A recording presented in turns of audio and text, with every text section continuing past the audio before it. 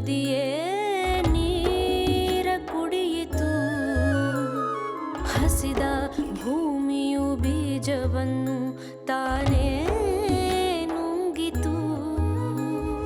ಕಣ್ಣ ನೀರು ಕುಡಿಯಲು, ಒಡಲ ಬೆಂಕಿ ತಿನ್ನಲು, ಬದುಕಿನ ಹಠ ಇಂಥ ಕಾಲದಲ್ಲೂ ಬದುಕಲು. ಎಂಥಾದೇನಾಸಿ ಬದುಕು, ನಮ್ಮ ಎದೆಯ ಒಳಗೆ ನಮ್ಮ ಕಾಯುವ ದೇವರು ಒಂದು ಕಾಳಜಿಯ ಕರೆಗೆ ಕಾಯುತ್ತಿರುವರು.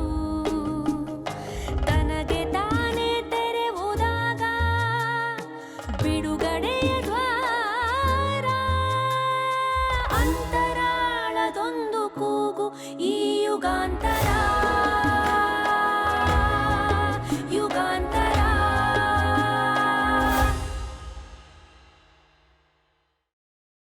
ಫೋನ್ ಮಾಡಿದರೆ ಹೋಗಿ ಮಾತಾಡಿ ಬನ್ನಿ. ಬೀಗ್ರ ಮನೆ ಏನಾದರೂ ತೊಗೊಂಡು ಹೋಗ್ಬೇಕಾ? ನೋಡಿ ನಿಮ್ಗೇನು ಸೂಕ್ತ ಅನ್ಸುತ್ತೋ ತಗೊಂಡು ಹೋಗಿ. ಅವರಿಗೆ ನಮ್ಮ ಪರಿಸ್ಥಿತಿ ಗೊತ್ತಿದೆ, ಏನು ಅನ್ಕೊಳ್ಳಲ್ಲ. ಹೋಗಿ ಬನ್ನಿ. ಚರ್ಚೆಗೆ ಕೂರಬೇಡಿ.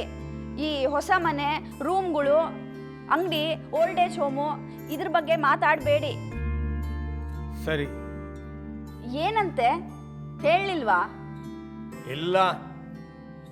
ನೀವು ಹೇಳಬೇಕಿತ್ತು ಆರೋಗ್ಯ ಸರಿ ಇಲ್ಲ ಅಂತ. ಮಗಳ ಮನೆ ಹೇಗೆ ಹೇಳೋದು? ಅವ್ರಂತಾರೆ ವರ್ಷ ಸರಿ ಇಲ್ಲ, ಕರ್ಕೊಂಡು ಹೋಗಿ. ಏನು ಮಾಡ್ತೀರಿ? ಕರ್ಕೊಂಡು ಬರಬೇಡಿ. ಮಗಳು ಬಿಟ್ಟು ಬರೋದಾ? ನಿಮ್ಮ ಜೊತೆ ಬರಲಿ, ಆದರೆ ಇಲ್ಲಿಗೆ ಕರ್ಕೊಂಡು ಬರಬೇಡಿ. ಹೊತ್ತ ನನ್ನನ್ನು ಗಮನಿಸ್ಲಿಲ್ಲ, ಮಗಳು ಅಂತ ಒಂದು ದಿನ ವರ್ಷಾಗೆ ಒಂದು ರಿಬ್ಬನ್ ತಂದ್ಕೊಡ್ಲಿಲ್ಲ. ಓದಿದ ಯಾವ ಸ್ಕೂಲು ಗೊತ್ತಿತ್ತಾ? ಯಾವ ಕಾಲೇಜು? ಅರ್ಧಕ್ಕೆ ಯಾಕೆ ಬಿಟ್ಲು? ಯಾವತ್ತಾದರೂ ಕೇಳಿದ್ದೀರಾ? ಏನೋ ಅವಕಾಶ ಅಂತ ಹೋದ್ಲು, ಯಾರೋ ಮದುವೆ ಆಗ್ತೀನಿ ಅಂದ್ರು, ಮಾಡ್ಕೊಂಡ್ಲು. ಯಾವತ್ತೂ ಇಲ್ಲದ ಕಕ್ಕುಲಾತಿ ಇವತ್ತು ಯಾಕೆ? ಅಷ್ಟ್ರ ಮೇಲೆ ಕರ್ಕೊಂಬರ್ತೀರಾ? ನೀವು ಸಾಕ್ತೀರಾ? ವಿಷಯ ಅಲ್ಲಿವರೆಗೂ ಹೋಗುವಂತದ್ದು ಏನು ಇರಲ್ವೇ? ಆದರೂ ಮಾತಿಗೆ ಹೇಳಿದೆ, ಅಕಸ್ಮಾತ್ ಅಲ್ಲಿಗೆ ಹೋಗಿ ಮುಟ್ಟಿದ್ರೆ? ಇವತ್ತಿನ ಪರಿಸ್ಥಿತಿ ಮನಸ್ಥಿತಿಗೆ ಕೋಟ್ಯಾಂತರ ಖರ್ಚು ಮಾಡಿ ಲಕ್ಷಾಂತರ ಎಣಿಸಿಕೊಟ್ಟು ಓದಿ ಕೆಲಸದಲ್ಲಿರೋ ಹೆಣ್ಮಕ್ಳು ಮದುವೆಗಳೇ 6 ತಿಂಗಳು ವರ್ಷದೊಳಗೆ ನ್ಯಾಯಾಲಯದ ಮೆಟ್ಲೆ ಇರುತ್ತವೆ. ಹಾಗಿದ್ದಾಗ ಇದು ಆಗಬಾರ್ದು ಅಂತಿಲ್ಲ, ಆದರೂ ಆಶ್ಚರ್ಯ ಏನಿಲ್ಲ. ಅವರಿಗೆ ಗೊತ್ತಿದೆ ಈ ಮನೆಯಲ್ಲಿ ನಿಮ್ಮ ನಿರ್ಧಾರಗಳಿಗೆ ನಿರ್ಣಯಗಳಿಗೆ ಬೆಲೆ ಇಲ್ಲ ಅಂತ. ಹಾಗಿದ್ರೂ ನಿಮಗೆ ಫೋನ್ ಮಾಡಿದರೆ ಯಾವುದಕ್ಕೂ ಅಸ್ತು ಅಂತ ಅಂದು ಬರಬೇಡಿ. ವರ್ಷಾಳಿಗೆ ಒಂದು ಸಾರ್ತಿ ಫೋನ್ ಮಾಡೆ. ನಾನೇ ಮಾಡ್ಲಾ? ಸಮಸ್ಯೆ ಇದ್ರೆ ಅವಳೇ ಮಾಡ್ತಾಳೆ, ನಾವಾಗೆ ಕೆತ್ಕೋದು ಬೇಡ. ಹೋದಾಗ ಅವಳೇ ಜೊತೆಗೆ ಬರ್ತೀನಿ ಅಂತ ಹೊರಟು ನಿಂತ್ರೆ? ಹೆಣ್ಣು ಮಕ್ಕಳು ಅಭಿಮಾನ ಹೆಚ್ಚು, ನೇತಾಕೊಂಡು ಹೋದವಿವೆ, ದೈನ್ಯದಲ್ಲಿ ಕೈಕಾಲು ಹಿಡ್ಕೊಂಡು ವಾಪಸ್ ಬಂದವು ಕಮ್ಮಿ. ಅಂಥದ್ದೇನಾಗಲ್ಲ, ಹೋಗಿ ಬನ್ನಿ. ಬೆಳಗ್ಗೆ ತಿಂಡಿ ತಿನ್ಕೊಂಡು ಹೋಗಿ, ಅಲ್ಲಿ ಊಟಕ್ಕೆ ಅಂತ ಕೂರಬೇಡಿ. ಎಲ್ಲಾರ್ಜಿ ಕರೆದಿದ್ದಾರೆ, ಅವರನ್ನು ಭೇಟಿಯಾಗಿ ಹೇಳಿದ್ದು ಕೇಳಿಸ್ಕೊಳ್ಳಿ, ವಾಪಸ್ ಬನ್ನಿ. ಕಾರು ಹೊಸದು ಬಂದಿದೆ, ಡ್ರೈವರ್ ಇದ್ದಾನೆ, ತಗೊಂಡು ಹೋಗಿ. ಹೆಣ್ಣು ಮಕ್ಕಳ ವಿಷಯದಲ್ಲಿ ಇಷ್ಟು ಕಟ್ಟು ಆಗಬಾರ್ದು ಕಣೆ. ನನ್ನ ಅಮ್ಮ ಅನ್ನೋರೆ ತವರು ಬಲವಾಗಿರಬೇಕು, ಇಲ್ಲದಿದ್ದರೆ ಸೇರಿದ ಮನೆಯಲ್ಲಿ ಪಟ್ಟ ಇರಲ್ಲ, ತೊತ್ತಿನ ಸ್ಥಾನವಾಗುತ್ತೆ. ಮಗಳು ನನಗೆ ಹಾಗಾಗಿಸೋದು ಬೇಡವೇ? ಅದ್ಭುತ ಗಂಡಸರು ತಾಯಿಯ ಕಣ್ಣಂಚಲ್ಲಿ ನಿರಂತರ ಒಣಗದ ಪಸೆ ಸ್ಥಾಯಿಯಾದದ್ದು ಕಾಣಿಸ್ಲೇ ಇಲ್ಲ, ಕರ್ಳು ಚೂರು ಅನ್ನಲೇ ಇಲ್ಲ. ಮೊದಲ ಹೆಂಡತಿ ಹೆರಿಗೆಯಲ್ಲಿ ತೀರ್ಕೊಂಡ್ರು. ನೋವು ಹತ್ತಿದಾಗ ಆಕೆಗೆ ತಕ್ಷಣಕ್ಕೆ ಒಬ್ಬ ಸೂಲಗಿತ್ತಿ ಕರ್ಸಕ್ಕಾಗ್ಲಿಲ್ಲ. ಒಂದು ಗಾಡಿ ಕಟ್ಟಿ ಆಸ್ಪತ್ರೆಗೆ ಕರ್ಕೊಂಡು ಹೋಗ್ಬೋದಿತ್ತು. ಅದು ಮಾಡಲಿಲ್ಲ ನೀವು. ಏನೂ ತೋಚಲಿಲ್ಲ. ಪಕ್ಕದಲ್ಲಿ ಧೈರ್ಯಕ್ಕೆ ಕೈ ಹಿಡಿದು ಕೂರ್ಬೋದಿತ್ತು. ಕೊಟ್ಟಿಗೆ ದನ ಈಯೋದಕ್ಕೆ ಎಣ್ಣೆ ದೀಪ ಹಚ್ಚಿ ಇಡೀ ರಾತ್ರಿ ಕಾದದ್ದಿದೆ. ಹೆಂಡತಿ ಹೆರಿಗೆಯ ನೋವಲ್ಲಿ ತಾವು ಬಯಲಾಟದ ಸಂಭ್ರಮದಲ್ಲಿದ್ರಿ. ಯಾವತ್ತು ನನ್ನ ನೋವು ಕೇಳಿದ್ದೀರಿ? ಅಪ್ಪನ ಮನೆಯಲ್ಲಿ ಅರೆ ಹೊಟ್ಟೆ, ಇಲ್ಲಿ ತೊತ್ತಿನ ಊಟ. ಕೇಳ್ಬೋದಿತ್ತಲ್ವಾ? ಚೆನ್ನಾಗಿದ್ಯಾ? ಕೇಳಿದ್ದೀರಾ? ಮಗಳು ನರಳಾಟ ಅಂದ್ರೆ ಕರಳು ಚುರ್ರನ್ನತ್ತೆ. ಮಗಳು ನರಳಬಾರ್ದು ಅಂದ್ರೆ ಹೆತ್ತ ಅಮ್ಮನ್ನ ನರಳಿಸಬಾರ್ದು, ಕಟ್ಟುಕೊಂಡ ಹೆಂಡತಿನ ನರಳಿಸಬಾರ್ದು. ಇದನ್ನ ಅನುಭವಿಸ್ಬೇಕಾಗತ್ತೆ. ಆಯ್ತು ಬಿಡು, ನಾನಷ್ಟು ಯೋಗ್ಯ ಅಲ್ಲ. ನಿನಗೂ ಅವಳು ಮಗಳು, ನೀನು ಬಾ, ಇಬ್ರು ಹೋಗಿ ಬರೋಣ. ಅದು ಏನು ಅಂತ ವಿಚಾರಿಸಿ ಒಂದು ಉತ್ತರ ಹುಡ್ಕೋಣವೆ. ಕರೆದಿದ್ದಾರೆ, ಹೋಗಿ ಬನ್ನಿ. ನನಗೆ ಮಗಳಲ್ವಾ ಅಂದ್ರಿ? ಹೌದು, ಮಗಳೇ. ಆದರೆ ಎಷ್ಟೇ ಕಷ್ಟ ಆದರೂ ಅವಳು ಅಲ್ಲೇ ಸೆಟಲ್ ಆದರೆ ನೆಮ್ಮದಿ. ಅವಳು ವಾಪಸ್ ಬರೋದು ಅನಿವಾರ್ಯ ಅಂತ ಆಗಬಾರ್ದು. ಆ ಆಯ್ಕೆ ಇಲ್ಲ. ಅವಳು ಅಲ್ಲಿಯ ಪರಿಸ್ಥಿತಿಗೆ ಹೊಂದ್ಕೋಬೇಕು. ನಾವು ಬದುಕ್ತಿರೋದು ಸುರೇಶನ ದಾಕ್ಷಿಣ್ಯದ ಮೇಲೆ. ಅವನಿಗೆ ಇನ್ನೊಂದು ಮದುವೆ ಆಗತ್ತೆ, ಹೆಂಡತಿ ಬರ್ತಾಳೆ. ವರ್ಷ ಅದನ್ನ ಅರ್ಥ ಮಾಡ್ಕೋಬೇಕು. ಅಲ್ಲಿ ಅವಳಿಗೆ ಹಕ್ಕಿದೆ, ಚಲಾಯಿಸಿ ಬದುಕಬೇಕು. ಇಲ್ಲಿ ಅವಳಿಗೆ ಜಾಗ ಇಲ್ಲ. ಇದು ಸುರೇಶನ ಹೆಂಡತಿಯ ಮನೆ. ದಾಕ್ಷಿಣ್ಯದ ಸುಖಕ್ಕಿಂತ ಹಕ್ಕಿನ ಕಷ್ಟ ವಾಸಿ. ಬೇಡಿ ಹೊಟ್ಟೆ ತುಂಬಿಸೋದಲ್ಲ, ದುಡಿದು. ಧಿಕ್ಕರಿಸಿದ್ರೆ ಬಡಿದಾಡಿ ಜೀವ ಹಿಡಿಬೇಕು. ವರ್ಷಾಳಿಗೆ ಅಲ್ಲಿ ಅನಿವಾರ್ಯ ಅಂತಾದ್ರೆ ಇಲ್ಲಿ ಸಮಸ್ಯೆ ಆಗಲ್ಲ. ಆಗುತ್ತೆ ಬಿಡಿ.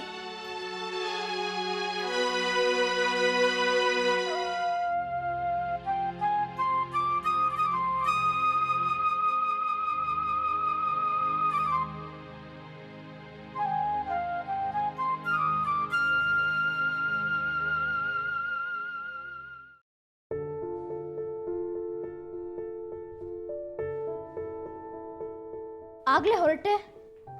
ಏನಾದರೂ ಮಾತಾಡೋದಿತ್ತಾ? ಬ್ಯುಸಿ ಇದ್ದಿ, ಸಂಜೆ ಮಾತಾಡೋಣ.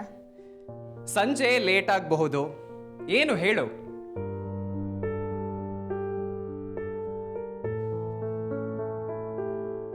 ನ್ಯಾಯಾಲಯದಿಂದ ವಿಚ್ಛೇದನದ ಆದೇಶ ಬಂದಿದೆ.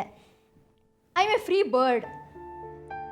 ಐ ಆಮ್ ನಾಟ್ ಶೋರ್ ಇದು ಒಳ್ಳೆ ಸುದ್ದಿನ ಇಲ್ಲ ಕೆಟ್ಟ ಸುದ್ದಿನ. ಸುದ್ದಿಲಿ ಒಳ್ಳೇದು ಕೆಟ್ಟದ್ದು ಏನಿರತ್ತೆ? ನಮಗೆ ಪ್ರಯೋಜನವಾದರೆ ಒಳ್ಳೇದು, ಅಲ್ದಿದ್ರೆ ಕೆಟ್ಟದ್ದು. Anyway, congratulations. ನಂತರದ ಬದುಕಿನ ಬಗ್ಗೆ ಮಾತಾಡಬಹುದಾ? I admire your attitude. ಇಷ್ಟು ಹೊಡ್ತಾ ತಿಂದ್ರೂ ಮತ್ತೆ ಜೀವಂತವಾಗಿ ಪುಟದೆ ಹೇಳ್ತೀಯಾ? ನಂತರದ ಬದುಕಿನ ಚರ್ಚೆಗೆ ಮೊದಲು ಸದ್ಯದ ಪರಿಸ್ಥಿತಿಯ ಅರಿವು ಮೂಡ್ಲಿ. ಏನು ನಿನ್ನ ಸುತ್ತಮುತ್ತ ಏನಾಗ್ತಿದೆ ಅನ್ನೋ ಅರಿವಿದೆಯಾ? ಏನು ಏನಾಗ್ತಾ ಇದೆ? ನಿನ್ನ ಅಪ್ಪನಿಗೆ ಅನುಮಾನ ಬಂದಿದೆ. ಹೋಗಿ ದೀಪಾನ ಭೇಟಿಯಾಗಿ ಬಂದಿದ್ದಾರೆ. ಸರಿ. ಅನಸೂಯ ನೆಂಟಸ್ತಿಕೆ ಮತ್ತೆ ಶುರುವಾಗಿದೆ. ನಾಯಿ ಬಾಲ ಡೊಂಕು. ಅಲ್ಲೂ ಮನುಷ್ಯ ಕಂಫರ್ಟಬಲ್ ಆಗಿಲ್ಲ. ನಿಂತಲ್ಲಿ ನಿಲ್ತಿಲ್ಲ, ಕೂತಲ್ಲಿ ಕೂರ್ತಿಲ್ಲ. He deserves it. Let him suffer. ಮನುಷ್ಯನ ಆಸ್ತಿಯ ಲೆಕ್ಕದ ಹಿಂದೆ ನಾನು ಬಿದ್ದಿದ್ದೀನಿ. ಅವನು ಯಾರನ್ನೂ ನಂಬಲ್ಲ. ಅವನಿಂದ ವಿವರ ತೆಗೆಯೋದು ಅಷ್ಟು ಸುಲಭ ಅಲ್ಲ. ಅನಸೂಯ ಮನೆಗೆ ಅದೇನೋ ತಗೊಂಡು ಹೋಗಿ ಇಟ್ಟು ಬಂದ. ಮತ್ತೆರಡು ದಿನಕ್ಕೆ ಅದನ್ನ ಅಲ್ಲಿಂದ ತೆಗೆದು ಮತ್ತೆಲ್ಲೋ ಇಟ್ಟ. ಒಮ್ಮೊಮ್ಮೆ ಜೊತೆ ಕರ್ಕೊಂಡು ಹೋಗ್ತಾನೆ, ಮತ್ತೊಮ್ಮೆ ನಂಬಿಕೆ ಕಮ್ಮಿಯಾಗಿ ಬಿಟ್ಟು ಹೋಗ್ತಾನೆ. I think we should forget him and move on. ಅವನನ್ನು ಅವನ ಲೋಕಕ್ಕೆ ಬಿಟ್ಟು ನಾವು ಹೊರಡೋದು ವಾಸಿ. ನಿನಗಿಂತ ನಾನು ವಯಸ್ಸಲ್ಲಿ ಚಿಕ್ಕವನು, ಆದರೆ ನಿನ್ನಷ್ಟು ಭಾವುಕತೆ ನನ್ನಲ್ಲಿ ಉಳಿದಿಲ್ಲ. ನಿನ್ನ ಅಪ್ಪನ ಆಸ್ತಿಯ ಸುತ್ತ ನಿನ್ನ ಬದುಕು, ಅದಿದ್ರೆ ಅದರ ಸುತ್ತ ನಾನು. ಪ್ರೀತಿ ಪ್ರೇಮ ಅಂತ ಕೆರಳಿ ಊಳಿಡ್ತಾ ಬದುಕೋ ವಯಸ್ಸು ನಿಂದಲ್ಲ, ಅಷ್ಟಿಮ್ಮೆಚ್ಯೂರ್ ಏನಲ್ಲ. ಇನ್ನೊಂದು ವಿಷಯ, ಇತ್ತೀಚಿನ 15 ದಿನಗಳಲ್ಲಿ ನಿನ್ನ ಅಪ್ಪ 4 ಸ್ಪೆಷಾಲಿಟಿ ಹಾಸ್ಪಿಟಲ್ ವಿಸಿಟ್ ಮಾಡಿದ್ದಾರೆ. 3 ದಿನ ಬೆಳಗ್ಗಿಂದ ಸಂಜೆವರೆಗೂ ಟೆಸ್ಟ್ ಆಗಿದೆ. ವೈದ್ಯಕೀಯ ಪರೀಕ್ಷೆಗ?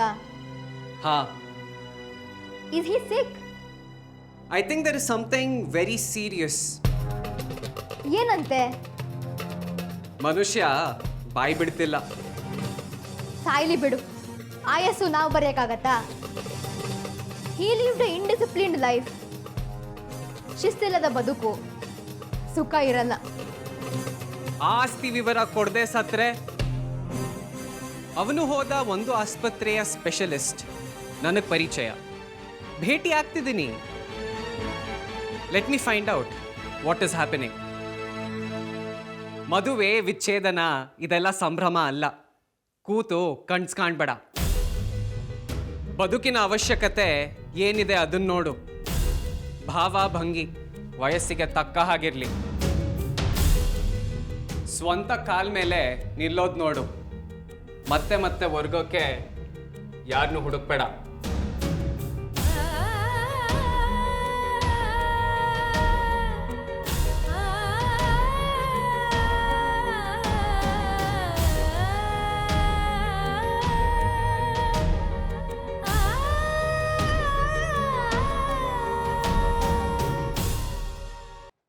ಅವಶ್ಯಕತೆ ಇದ್ದಿದ್ದು ನಿಮಗೆ, ಇದು ಅವಕಾಶ ಅಂತ ಕಂಡದ್ದು ನಿಮಗೆ, ಕೈ ಇಟ್ಟಿದ್ದು ನೀವು. ಮುಂದುವರಿತಿರೋ ಬಿಡ್ತಿರೋ ನಿಮ್ಮ ಇಚ್ಛೆ. ಖರ್ಚಾಗಿದೆ ಮೇಡಮ್. ಅರ್ಧದಲ್ಲೇ ಕೈ ಬಿಟ್ರೆ ಅದನ್ನ ಯಾರು ಕೊಡ್ತಾರೆ? ಗಾಳ ಹಾಕಿ ಮೀನಿಗೆ ಕೂತೋನು ಕೆಲವು ಶಿಸ್ತು ರೂಢಿಸ್ಕೋಬೇಕು. ಸದ್ದು ಮಾಡಬಾರ್ದು. ಮೀನು ಗಾಳ ಹುಡುಕಿ ತಡುಕಿ ನುಂಗೋವರೆಗೂ ಕಾಯೋ ಶಿಸ್ತು ಬೆಳೆಸ್ಕೋಬೇಕು.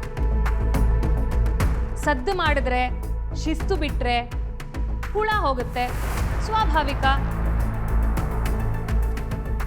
ನಾನು ಮುಂದುವರಿತೀನಿ. ಆಯ್ತು, ಸಣ್ಣ ಬದಲಾವಣೆ ಬೇಕು. ಏನು? ಲಾಕರು ನನ್ನ ಹೆಸರಲ್ಲಿ ಬೇಡ.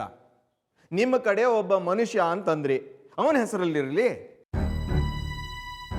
ಕೀ ನನ್ನ ಹತ್ರ ಇರಲಿ. ಅತಿ ದೊಡ್ಡ ಬದಲಾವಣೆ ಏನಲ್ಲ. ನೀವು ಅಂದಿದ್ರಿ ಲಾಕರು ನನ್ನ ಹೆಸರಲ್ಲಿರುತ್ತೆ, ಪಾಸ್ಬುಕ್ಕು ಮತ್ತು ಚೆಕ್ ಬುಕ್ಸು ಅದರಲ್ಲಿರುತ್ತೆ, ಲಾಕರ್ ಕೀ ನಿಮ್ಮ ಮನುಷ್ಯನ ಹತ್ರ ಇರುತ್ತೆ. ಹಣ ವಿತರಣೆ ಆದಾಗ ನಾನು ನಿಮ್ಮ ಮನುಷ್ಯ ಬ್ಯಾಂಕಿಗೆ ಹೋಗ್ತೀವಿ, ಲಾಕರ್ನ ಆಪರೇಟ್ ಮಾಡಿ ಚೆಕ್ಕನ್ನು ಉಪಯೋಗಿಸಿ ಹಣ ತೆಗಿತೀವಿ. ನನ್ನದು ನಾನು ತಗೊಂಡು ನಿಮ್ಮದನ್ನು ಅವನಿಗೆ ಕೊಡ್ತೀನಿ. ಸಣ್ಣ ಬದಲಾವಣೆ. ಅವನ ಜಾಗ ನನಗಿರಲಿ, ನಂದು ಅವನಿಗಿರಲಿ. ಇದಕ್ಕೆ ನಾನು ಯಾಕೆ ಒಪ್ಬೇಕು? ನಿಮಗೂ ಲಾಭ ಇದೆಯಲ್ಲ. ನಾನು ಅಧಿಕಾರದಲ್ಲಿದ್ದೀನಿ, ನನ್ನ ಲಾಭ ನನಗಿದ್ದೇ ಇದೆ. ನೀವು ಸಹಕರಿಸಿದ್ರೆ ನಿಮಗೆ ಲಾಭ. ಬೇಡವಾ? ಬಿಡಿ, ಬೇರೆ ಯಾರನ್ನಾದರೂ ಹುಡುಕ್ತೀನಿ. ನಾನು ಹೇಳಿದ ವ್ಯವಸ್ಥೆಯಲ್ಲಿ ಸಮಸ್ಯೆ ಏನಿದೆ? ನಾಳೆ ಪೂರ್ತ ಕ್ರಿಯೆ ಮುಗಿಯೋ ಮೊದಲು ವಿಷಯ ಆಚೆಗೆ ಬಂದ್ರೆ ಕ್ರಿಮಿನಲ್ ಕೇಸ್ ಆಗತ್ತೆ. ಲಾಕರ್ ಯಾರ ಹೆಸರಲ್ಲಿದೆ, ಒಳಗಿರೋದು ಅವರ ಸೃಷ್ಟಿ.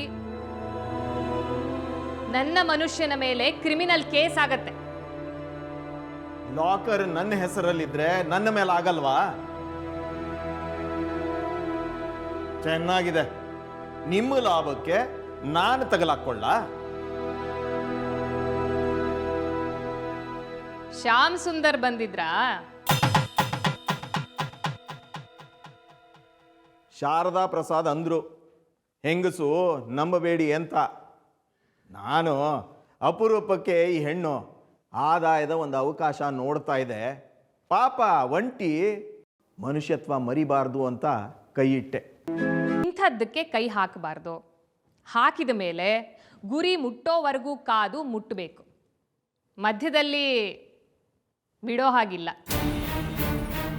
ಪ್ರತಿ ಜಮೀನಿಗೂ ಇನ್ನೊಬ್ಬ ಸುಳ್ಳು ವಾರಸುದಾರರನ್ನ ಹುಟ್ಟು ಹಾಕಿದಾಗಲೇ you have committed a criminal offence. ಈಗ ಉಳಿದಿರೋ ಪ್ರಶ್ನೆ, ನೀವು ಸಿಕ್ಕಾಕೋತೀರಾ ಇಲ್ವಾ? ನಾನು ಹೇಳಿದ ರೀತಿಯಲ್ಲಿ ಮುಂದುವರೆದ್ರೆ ಸಿಕ್ಕಿ ಹಾಕಿಕೊಳ್ಳೋ ಸಾಧ್ಯತೆಗಳು ಕಮ್ಮಿ. ನನ್ನ ವಿರುದ್ಧ ನಿಂತ್ರೆ ಸಾಧ್ಯತೆಗಳು ಹೆಚ್ಚು. ಎರಡೂ ನಿಮ್ಮ ಕೈಯಲ್ಲೇ ಇದೆ. ಖಂಡಿತ. ನಿಮ್ಮನ್ನ ನಂಬೋದು ಹೇಗೆ? That's a risk you have to take. ನಿಮಗೆ ಚಾಯ್ಸ್ ಇಲ್ಲ. ದಯವಿಟ್ಟು ಲಾಕರ್ ನಿಮ್ಮ ಹೆಸರಿನಲ್ಲೇ ಆಗಲಿ. ಅದರಲ್ಲಿ ಸಹಿ ಇರುವ ಎಲ್ಲ ಚೆಕ್ ಪುಸ್ತಕಗಳು ಇರಲಿ. ನನ್ನ ಮನುಷ್ಯನ ಪರಿಚಯ ಮಾಡಿಕೊಡ್ತೀನಿ. ಲಾಕರ್ ಕೀ ಅವನ ಹತ್ರನೇ ಇರಲಿ. ಅವನು ಯಾವತ್ತು ಯಾವಾಗ ಬೇಕಾದರೂ ಕೈ ಎತ್ತಬಹುದು, ಮತ್ತು ನೀವು ಯಾವಾಗ ಬೇಕಾದರೂ ಮನ ಪರಿವರ್ತನೆಯಾಗಿ ತಿರುಗಿ ಬೀಳಬಹುದು. It's unfortunate. ಕೊಲೆ ಮಾಡಿ ಬಳಸಿದ ಆಯುಧ ಮತ್ತು ಪುರಾವೆಗಳನ್ನು ನನಗೊಪ್ಪಿಸಿದಿರಿ. ಹೇಳಿದ್ದು ಕೇಳದೆ ನಿರ್ವಾಹವಿಲ್ಲ. ಇದೆಲ್ಲ ಮುಗಿಯೋವರೆಗೂ ನಿದ್ದೆ ಸ್ವಲ್ಪ ಕಮ್ಮಿ ಇರುತ್ತೆ.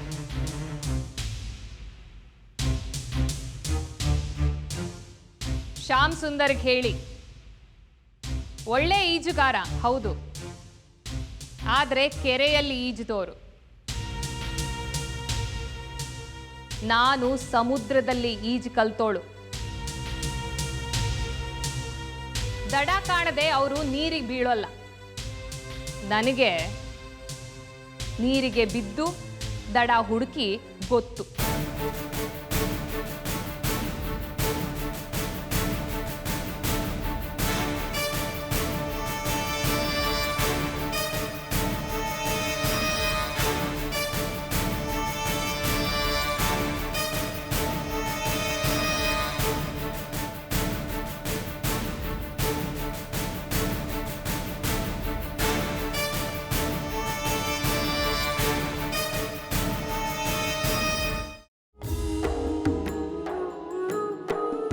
ನಮ್ಮ ಎದೆಯ ಒಳಗೆ ನಮ್ಮ ಕಾಯುವ ದೇವರು ಒಂದು ಕಾಳಜಿಯ ಕರೆಗೆ ಕಾಯುತ್ತಿರುವರು.